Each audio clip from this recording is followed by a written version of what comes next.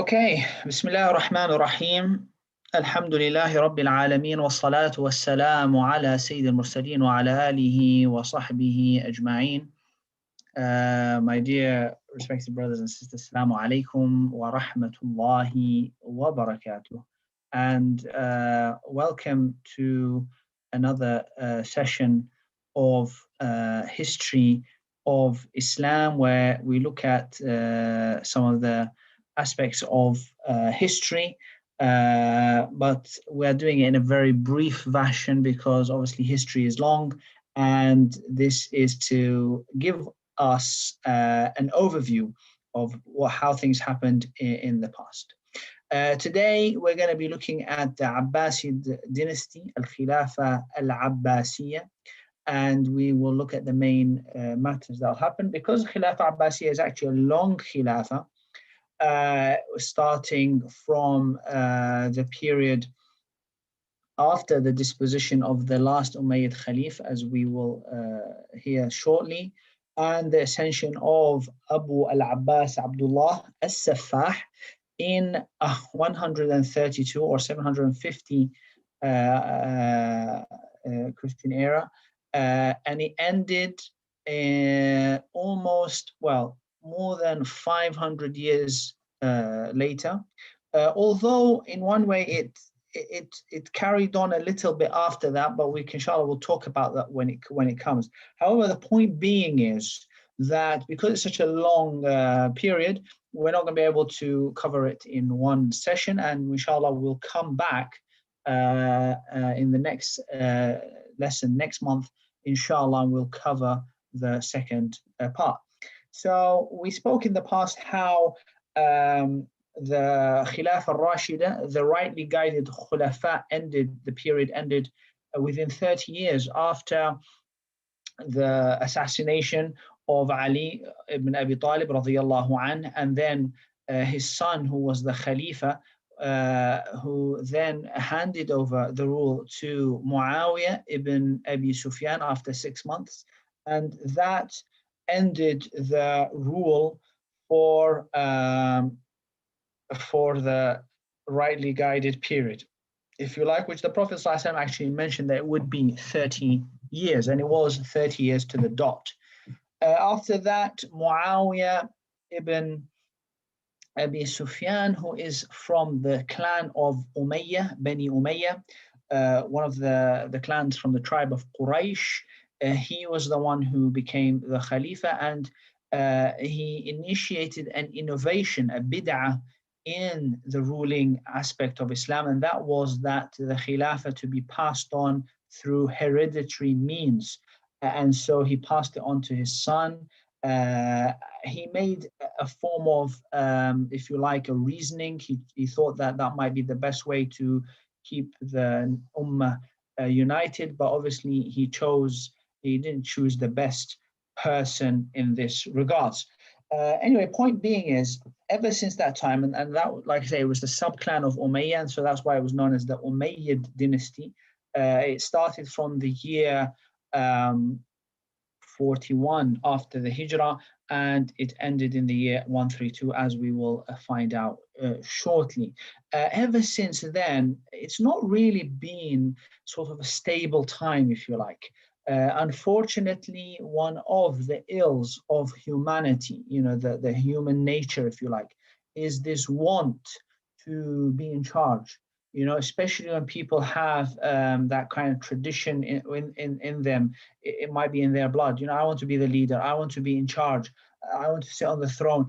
And so what unfortunately happened in the coming centuries was lots and lots of battles, lots of revolutions, lots of rivalry, lots of infighting, which was unfortunate in the Muslim reality, and unfortunately in any place. But when you look at the world history, really, at that time, you will find that was, if you like, a norm, quote unquote, and that was because people were fighting. People were fighting each other. They were trying to topple each other, etc. And that probably carried on right until after the Second World War, although it's still there, but as not as much. So the Abbasid Khilafah was the third Caliphate dynasty to succeed the Prophet ﷺ. So we had the Khilafah al-Rashida, which was Abu Bakr, Umar, Uthman, Ali, and 6 months of Al-Hassan. Followed by the second one, which is the Umayyad, started Muawiyah and ended with Marwan, which we will talk about inshallah. There is a tradition which some of the narrators of hadith found it as authentic, and that was that the Prophet ﷺ told his uncle Al-Abbas ibn al-Muttalib. We know the Prophet ﷺ had 10 or more uncles. Only 4 of them actually caught up with him, if you like. The rest died before he was sent as a messenger. 2 of them believed in him, Al-Abbas and Hamza, and 2 of them disbelieved in him or did not believe in him, and that was Abu Talib, the father of Ali, and Abu Lahab, who Allah subhanahu wa ta'ala has mentioned him by name in Surah Al-Masad. So Abbas ibn Abdul Muttalib, one of the young uncles of the Prophet ﷺ, he was late in accepting Islam and late in migrating to Medina. He stayed a long time, and in fact they consider him as probably the last of the Muhajirin, the last of the people to migrate from Mecca to Medina. The Prophet ﷺ, in some tradition, said to him that, almost said to him that, your children or your offspring will come to rule at some stage.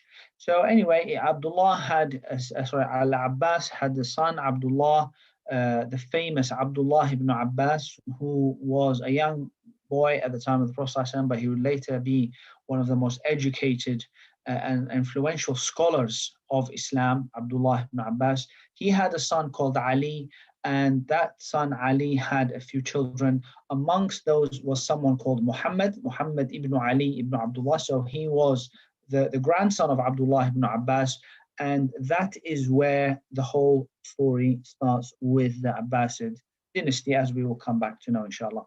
So the Abbasid dynasty, most of its rule was in Baghdad, Iraq, and we will learn a little bit more about Baghdad. It first started off in Al-Kufa. Now, if you remember, Al-Kufa was the center of the Khilafah at the time of Ali radiallahu anh. After the killing and assassination of Uthman radiallahu anh, Ali ibn Abi Talib moved the seat of Khilafah to Al-Kufa, which was where the majority of the people who had supported him was there, and he wanted to really vacate Al-Medina from the revolutionaries who were trying to revolt against the Khilafah at the time.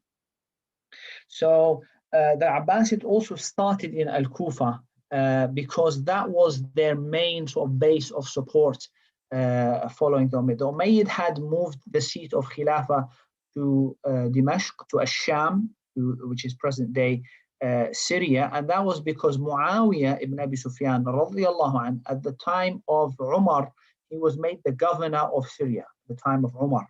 So he became the governor of Syria after his brother Yazid.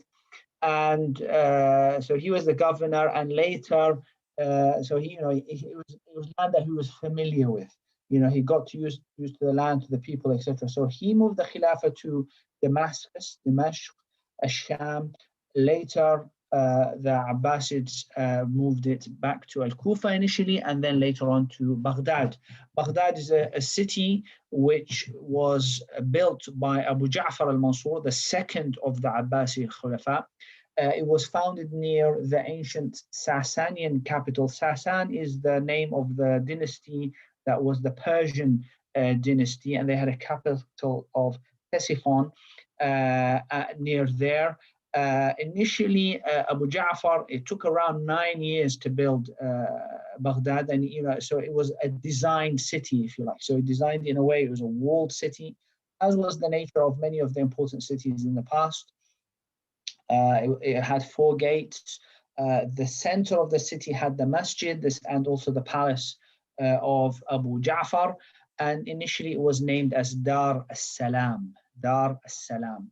Unfortunately, that name didn't stick long to it. It was adopted by another city in Tanzania. However, it was quickly known as Baghdad. And Baghdad, as a word, is actually also probably taken from Persian language, which means loving of God or wanting of God.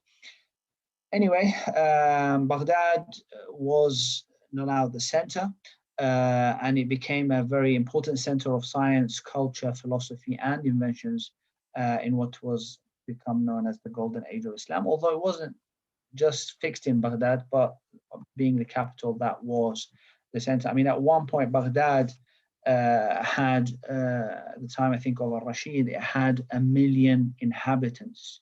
1 million inhabitants. So it was considered one of the biggest cities in the world at that time. If you compare in comparison, London at the time had around 40,000 people. That was the kind of population of London, whereas Baghdad was 1 million people living there. So you can see the extent of the population there. Now, Muhammad ibn Ali ibn Abdullah, as we mentioned, he's the grandson of Abdullah ibn Abbas.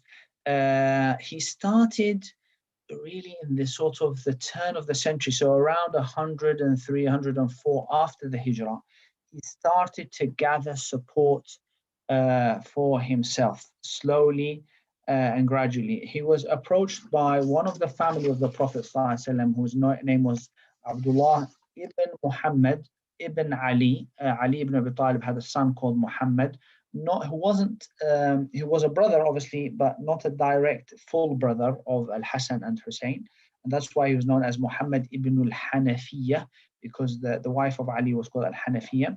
So Abdullah ibn Muhammad, he approached this guy Muhammad ibn Ali, and he basically said to him that, why don't we start thinking about this affair, and how the Umayyads have taken it, and they have fought and they have caused this and they've done it. So gradually they started to look at support to be found, and they called for the support which was supposed to be to the family of the Prophet, Ahlul Bayt. Now, Ahlul Bayt is a generalized term, but at that time it was mainly known for what was known as the Alawiyyin, the Alawites, or the people who are from the descendant of Ali, because Ali is also, not only is he the cousin of the Prophet ﷺ, but he is also the nephew of Al-Abbas.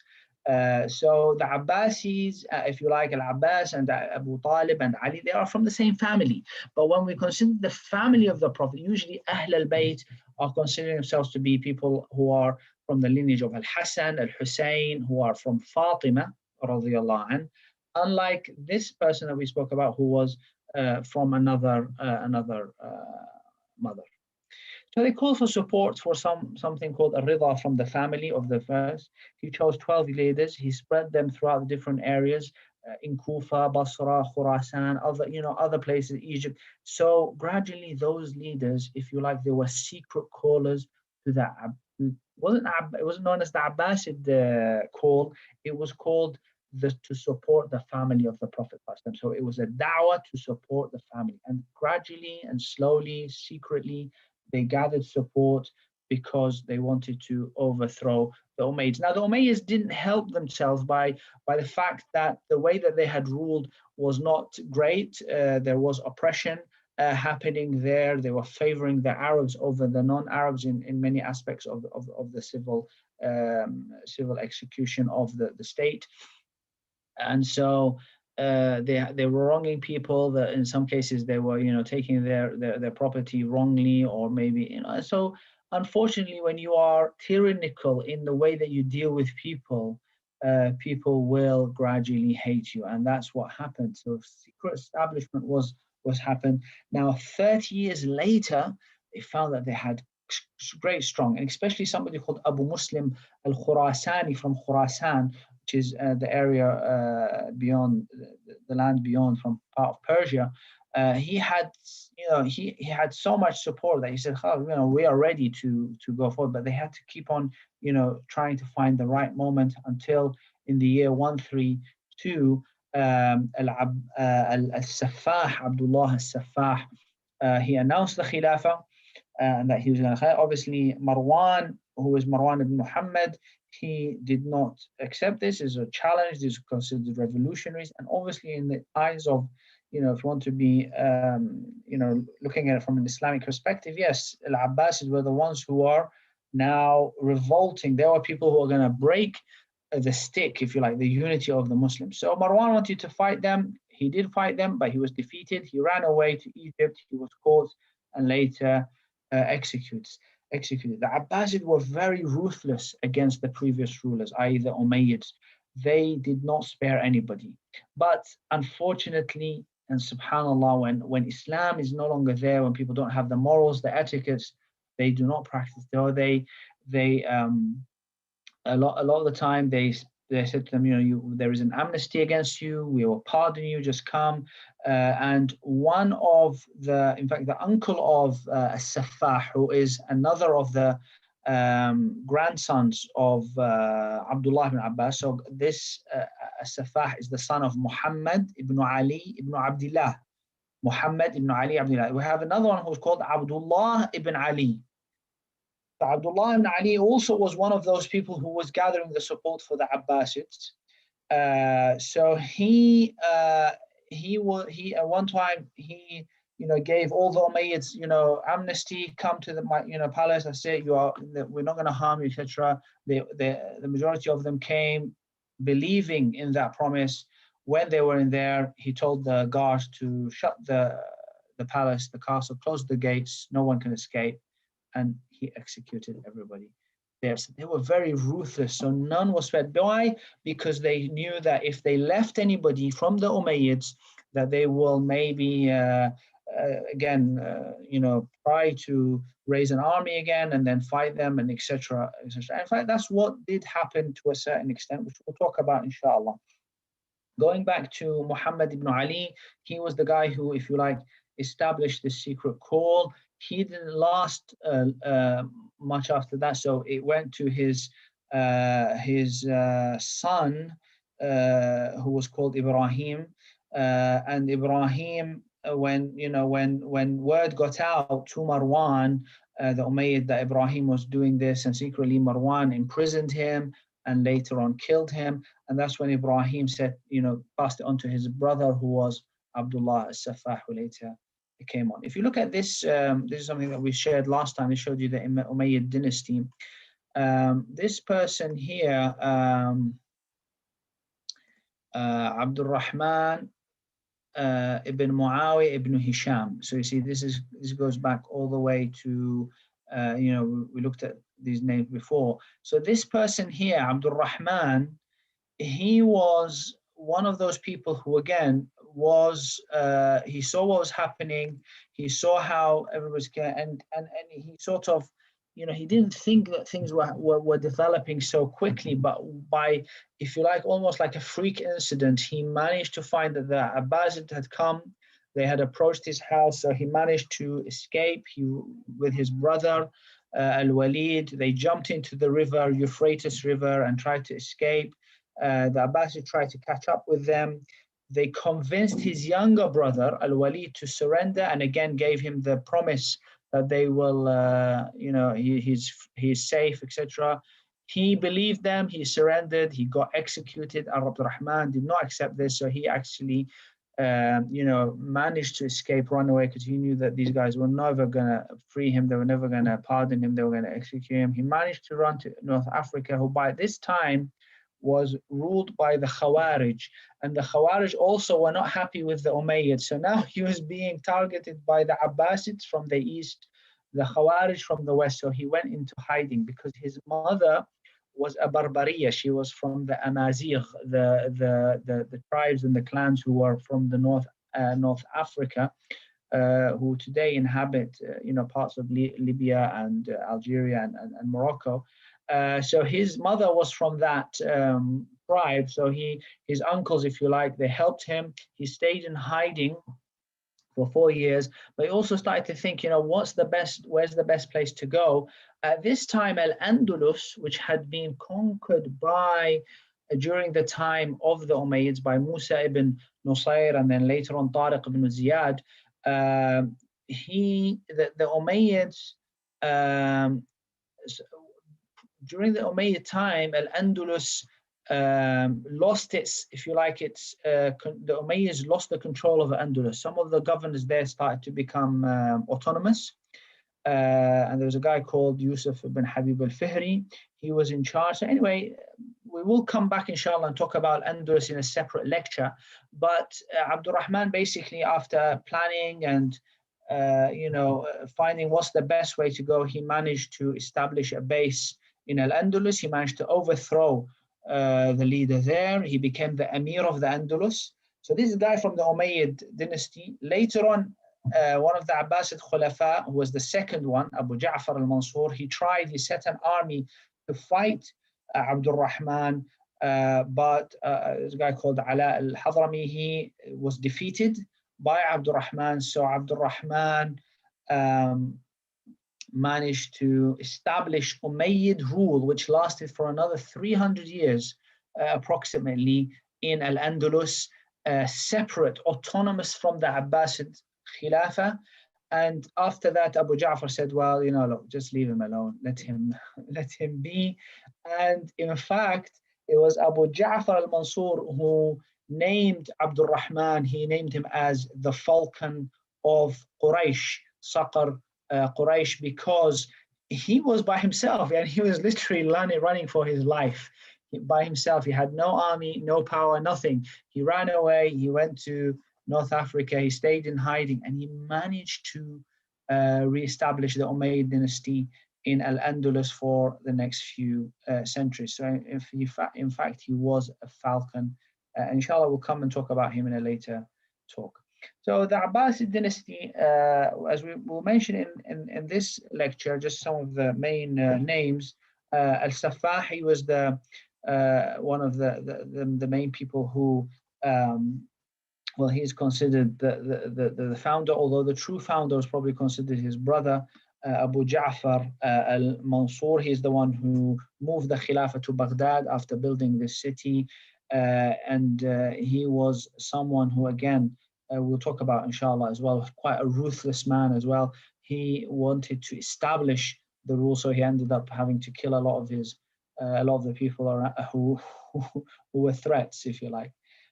He was succeeded by his son Muhammad al-Mahdi, who was succeeded by his son Musa al-Hadi, who was succeeded by his brother Harun al-Rashid, who was succeeded by his son Muhammad al-Amin, who was toppled by his brother Abdullah al-Ma'mun, and that guy was succeeded by his brother al-Mu'tasim, and then later Harun al-Wathiq. So establishment of the dynasty, we said that, like Saffah worked hard to stabilize the fledgling slate. This meant a lot of executions. He got rid of all the Umayyads. Al-Mansur came after his brother. He was considered the main founder. He killed off a lot of his rivals. His uncle, which again, surprisingly, his uncle also, after As-Saffah died, his uncle wanted to be the Khalifa. But obviously, the method of becoming a Khalifa at that time, the established method was that there was what's known as a named heir. So Abdullah had named his brother Abu Ja'far as the heir. So he was the Khalifa by all means. His uncle didn't accept this. And so Abu Ja'far had to fight his uncle, and actual fight between two armies. Imagine the losses there. He sent this guy who was called Abu Muslim al-Khurasani. Abu Muslim was one of the guys who established the Abbasid dynasty in Khurasan, which is in Persia. He was one of the main supporters, if you like, for the Abbasid Khilafah. So Abu Ja'far sent Abu Muslim to fight his uncle Ali, and he did. They managed to defeat him and then later capture him and then imprison him, and he died in prison. But then Abu Ja'far was not happy that Abu Muslim was there. He also saw him as a threat. And so he ended up also killing Abu Muslim. And then later, it's a long story, don't have time for it. And then later he killed off the rivals who also wanted to revolt, who were from the family of the Prophet ﷺ. They were the children of the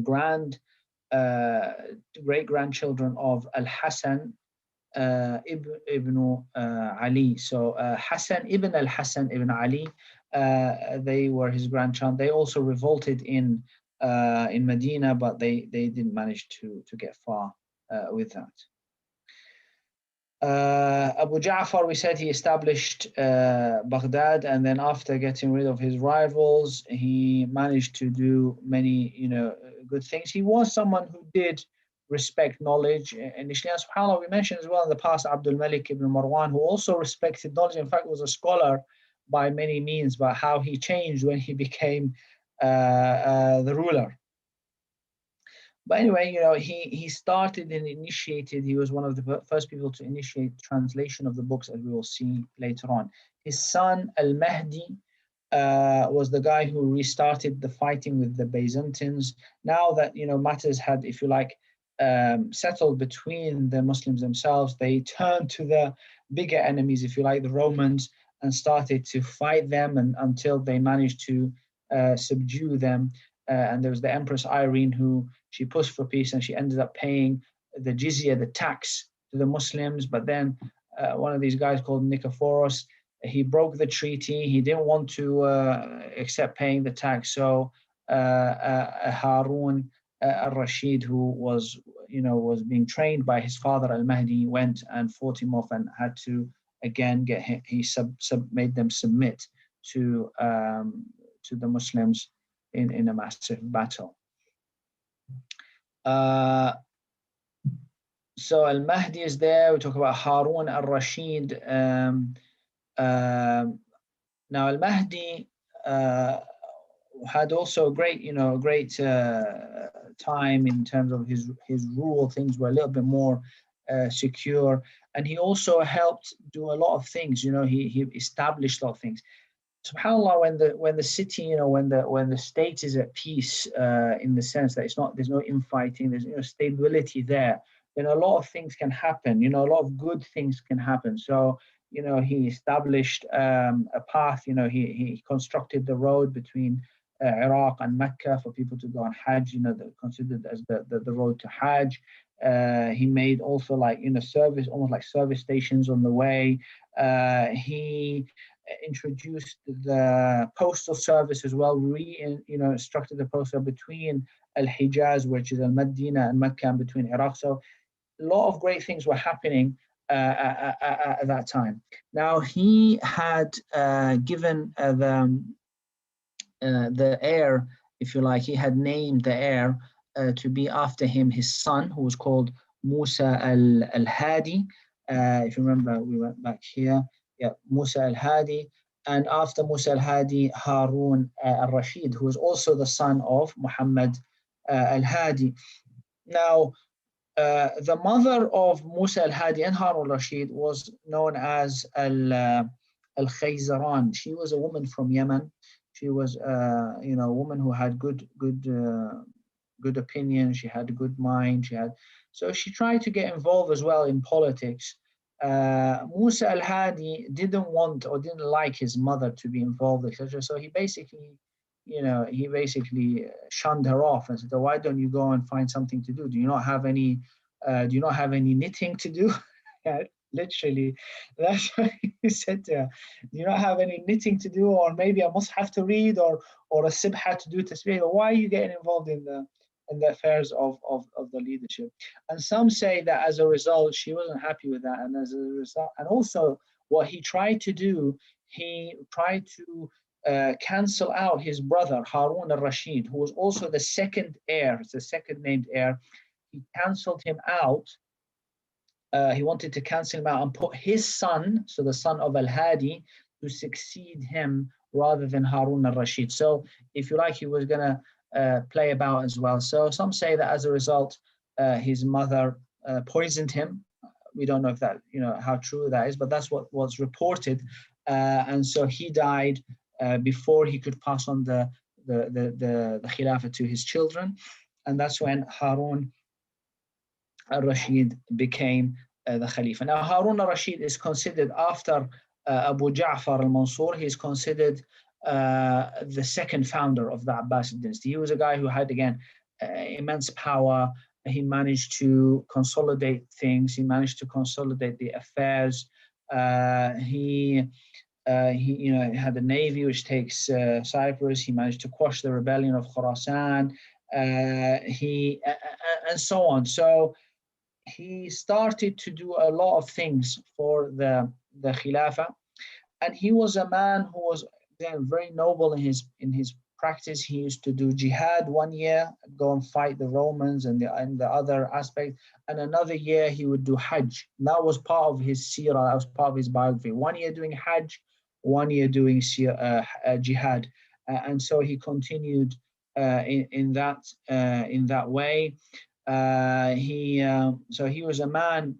Uh, Although he did try to lead a lavish lifestyle, as was most of the Khulafa at that time, but he was someone who also was quite quick to return back to Allah. Unfortunately, during his time, um, he had given a family called the Baramika, or the Barmakids. They were a Persian family who had come very close to the ruling family of the Abbasid, and they were given certain, if you like, authority. In fact, Yahya al-Barmaki was considered the teacher of Harun al-Rashid, and even he used to consider him like his father. So basically, they'd given him power. He'd given them a lot of authority and helped them. But what happened is there's almost like a greed that happened there. They started to, they were ministers in the Abbasid rule, but they started to have more administrative power. And at one point, Harun al-Rashid just realized that actually these guys are overtaking me. They are, he realized this when, he saw that this guy, the son of Yahya, Khalid, was like building great palaces. He had a stamp which authorized things. So even when Harun Rashid was saying, pay this guy some money, they wouldn't pay him the money unless one of these Baramika, Yahya, Khalid ibn Yahya, he would have to stamp it, authorize it. So Harun Rashid almost realized that these guys have become too big for their shoes, and he actually turned on them, and he ended up wrongly imprisoning them and killing most of them, and that was really quite an unfortunate practice as well. Now, Harun Rashid made a very big mistake when he came to hand over the rule. He named the heir as his son Al-Amin, who had a different mother. His mother was Zubaydah, and he named him as the Khalifa. And he put his other son Al-Ma'mun, who had a different mother. She had a Persian mother. He said, basically, you be in charge of Khurasan, and whatever comes of taxes, of income, whatever, you take that. And you, Al-Amin, you are the Khalifa, and you take the rest of the taxes or whatever, or the income and etc. So basically, Harun made a very pivotal mistake by dividing the Khilafah and almost dividing it between. He didn't say to them, you are two Khulafa, but he essentially, if you like, set up for this problem. After a while, Al-Amin, who was the Khalifa, started to say to Al-Ma'mun, you have to hand over all the income from Khurasan. You can't just keep it for yourself. This resulted in arguments, etc. And then armies were established. Al-Amin sends an army. His army is defeated. Then Al-Ma'mun goes and he lays siege to Baghdad, a 2-year siege, which eventually ended with the death of Al-Amin. Al-Ma'mun becomes the Khalifa, and he rules for 20 years, again bringing calm back to then. He continued with his offensive against the Byzantines. The third son of Rashid, who comes after Al-Ma'mun, Al-Mu'tasim, he gains the power, and his rule, he was also a strong Khalifa, and with his rule comes the end of the strong Khalifs. He also made a very fundamental mistake, which is to create a personal army of Turkic mercenaries. The Turks are not like the Turks we know today in Turkey, but the Turks are basically people who are from Central Asia. If you like, there are people who are like from, Azerbaijan and Bukhara and Samarkand. So they were, even in the hadith, the Prophet ﷺ mentions that they are, so they are, their complexions are like, if you like, the Far East complexions. So these are the Turkics, almost like the Chinese, like the Mongolians, that kind of people. So he brought them and he made them, if you like a personal army to protect the Khilafah. You see all these people, all these revolutions, people toppling over, etc., etc.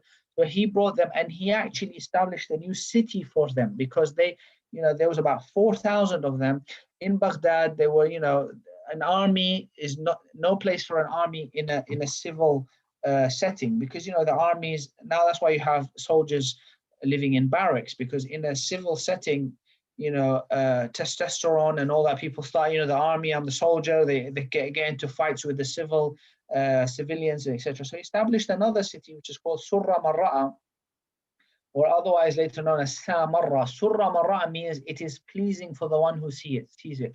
And that's also a city in Iraq, famous for one of its standing, if you like, architecture, which is this called the Al-Malwiya, the spiral or the rotating, which is actually a minaret for the adhan. You can see here, you can see these small small figure. Sorry, how do I go back? You see these figures here, these small people. These are actually people that they're going up and up. And in the past, what happened is the muezzin would get on horseback and go all the way up to the top to make the adhan here. But he'd go by horseback because it probably took him half an hour, maybe even longer, to get up there by foot. And you can imagine him getting all the way up there, and then he would just be exhausted to make the adhan. He'd just come back again.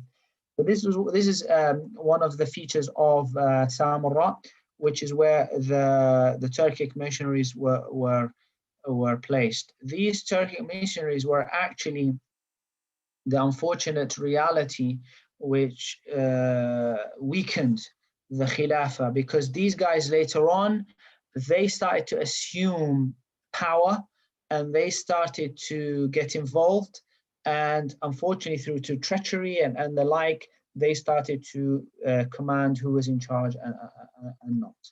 And we'll talk about that inshallah in the next lecture. So this picture here, you can see the dark, this dark sort of maroon color is where, when the Prophet sallallahu alaihi wasallam, when he passed away, this is how much of was where Islam had spread. This, if you like, orangey color, orangey brown, is where the Khulafa, at the time of Abu Bakr and until the time of Ali radiallahu anh, this is how far the Islamic world had expanded.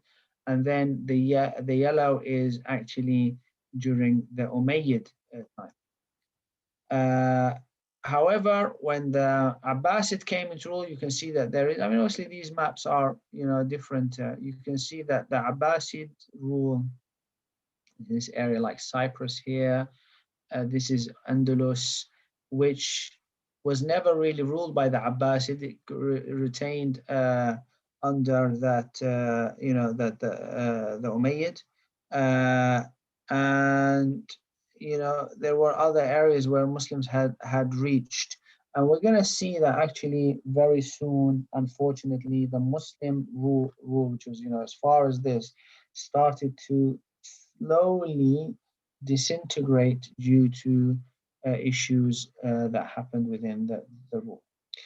No doubt the Abbasid Khilafah was riddled with great achievements, because when you have times of stability, when you have prosperity, money coming in, people are secure, then that gives a time for people to do the, if you like, the peacetime activities. And part of the peacetime activities was the whole aspect of knowledge, seeking knowledge, going into aspects of recreation as well, which we'll talk about. Islamic science prospered a lot.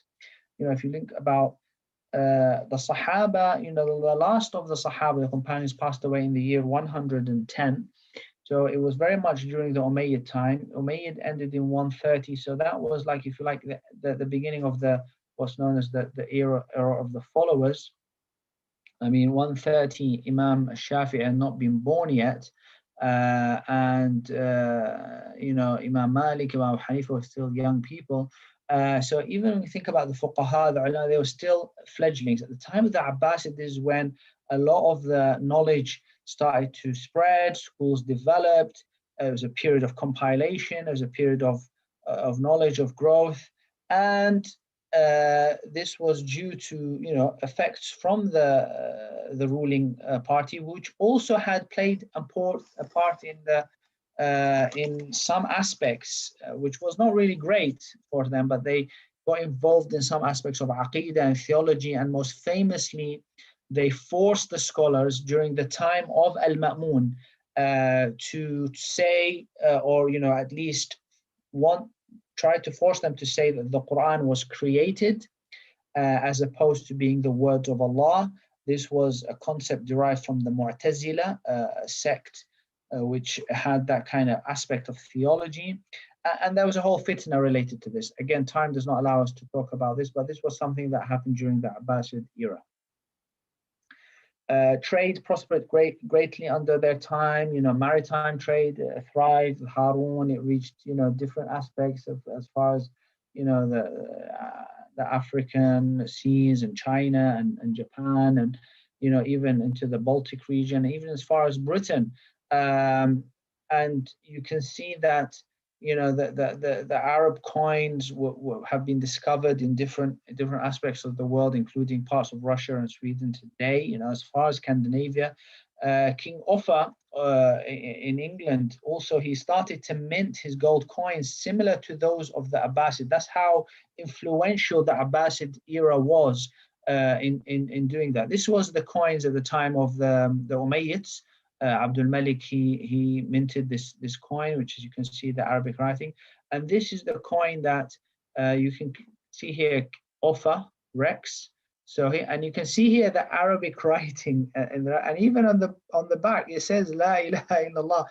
Some people question whether or not he actually became a Muslim or not, but what most, I think, historians say is that probably he was so influenced by the peak of the Islamic rule that he copied their coins. Obviously, he added his own name there, but he actually copied the coins. So even that's why it has the La ilaha illallah, and has the Arabic words in them. So a lot of business thrive, mashallah, happened during that time. No doubt, the science also became such a great prosperous. There was an intellectual center for all aspects of science, but not only science, but things like philosophy, education, literature, the arts. There was something called a House of Wisdom, which was established, and that was quite pinnacle in transferring knowledge from the East, and especially the Far East, and maybe also in the West to places of Europe, etc. That was part of the important change in the Renaissance, in the Enlightenment that was come later on in Europe, due to the effect of the work of House of Wisdom, which some say was initiated by Harun, maybe as a private library. Basically, he got people to translate works that were in Persian, that they were in Greek, they were in Syriac, they were in Chinese, different aspects, and there was a big work, and this was later developed by Al-Ma'mun, big works in just translating. So now you have these massive amounts of knowledge which were all in Arabic, and so Arabic was as they say, the franca lingua. That was the language that was spoke throughout the world, and with Cordoba and Granada and Ishbilia, Seville, and all those places in Andalus, that was the transfer of knowledge, if you like, to Europe. People were, kings and princes were coming to study in Al-Andalus in Arabic and learning Islamic knowledge and science and etc. So again, time does not allow us to go into all this, but during the Abbasid, this was the peak, if you like. This was the golden age. This was This was the scientific advance that was happening there. You have famous names that appeared in sciences. You have people like Al-Haytham, Al-Khwarizmi, Ibn Rushd, Ibn Sina, Al-Razi, Al-Farabi, different literature, Arabic language, philosophy, navigation, engineering, manufacturing, etc. So much. We've talked so much about this, but time does not allow us. So again, it was a great contribution that the Muslims now were giving to the world, and in many aspects pioneering in great aspects. Now, every rise will have a fall, no doubt. And as we mentioned, that things did rise, things get, but unfortunately, things were not going to stay the way they are. And inshallah, if we have the ability, we'll continue that in our next lesson next month, in which we will look at the concluding part of the Abbasid Khilafah. We will have a separate session as well on the separate session on the Andalus and how that happens. So inshallah, that will be separate bi'idhnillahi ta'ala. So now we have the opportunity, if anybody has any questions that they would like to ask, please put them forward and we'll try to answer them inshallah ta'ala.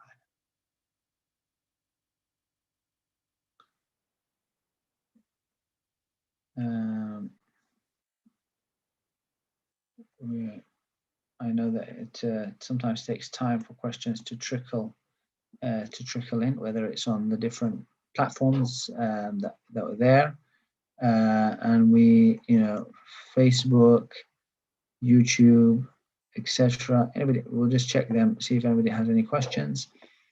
If not, we'll end there, inshallah. However, as you can see, there's a lot of knowledge and a lot of information to be taken there. We've seen how a lot of struggles amongst the ruling elite, and sometimes between brothers, between nephew and his uncle, and etc., which is unfortunate.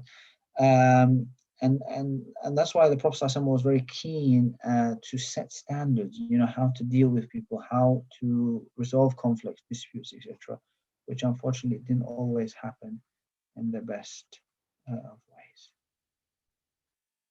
Okay, it seems that there's no questions there, so we'll end there, inshallah ta'ala. And next month we will be going on to the next session, part 2, which will be the 16th of July, inshallah. Take care. Assalamu alaikum.